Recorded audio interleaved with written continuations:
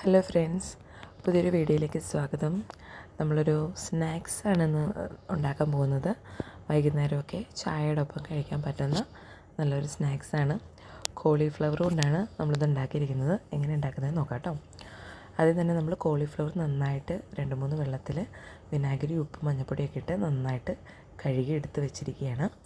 അതിലേക്ക് ബാറ്റർ എങ്ങനെ ഉണ്ടാക്കുന്നതെന്ന് വെച്ചാൽ കുറച്ച് മുളക് പൊടി, നമ്മുടെ എരിവിന് ആവശ്യത്തിനുള്ള മുളക് പൊടി എടുക്കുക, പെരുംജീരകം പൊടിച്ചത്, garam masala, tomato sauce, soya sauce, ഇഞ്ചി വെളുത്തുള്ളി പേസ്റ്റ്, പിന്നെ ഒരു 1/2 കപ്പ് കോൺഫ്ലവറും 1/2 കപ്പ് അരിപ്പൊടിയുമാണ് എടുത്തിരിക്കുന്നത്.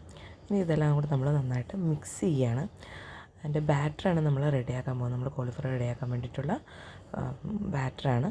അതിലേക്ക് അരിപ്പൊടിയും കോൺഫ്ലവറും കൂടെ ആഡ് ചെയ്തിട്ട് കുറച്ച് വെള്ളവും ചേർത്ത് ഉപ്പും ഇട്ടിട്ട് നന്നായിട്ട് നമ്മൾ ബാറ്റർ മിക്സ് ചെയ്തെടുക്കുകയാണ്. അതിലേക്ക് നമ്മുടെ വൃത്തിയാക്കി വെച്ച കോളിഫ്ലവർ ആഡ് ചെയ്ത് കൊടുക്കുന്നു. എന്നിട്ട് ബാറ്ററിനകത്ത് നന്നായിട്ട് മിക്സ് ചെയ്തെടുക്കുക. ഇത് നന്നായിട്ട് മിക്സ് ചെയ്തിട്ട് നമ്മൾ കുറച്ച് നേരം റെസ്റ്റ് ചെയ്യാൻ വെച്ചാൽ അത് നല്ലതാണ്. ഒരു 5-10 മിനിറ്റ് വെച്ച് കഴിഞ്ഞാൽ മസാലയൊക്കെ നന്നായിട്ട് പിടിക്കും.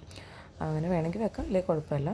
നമുക്കത് ഡയറക്റ്റ് വേണമെങ്കിൽ പൊരിച്ചെടുത്താലും കുഴപ്പമൊന്നുമില്ല. അപ്പോൾ നന്നായിട്ട് എണ്ണയിലിട്ട് നമ്മളത് പൊരിച്ചെടുക്കുകയാണ്.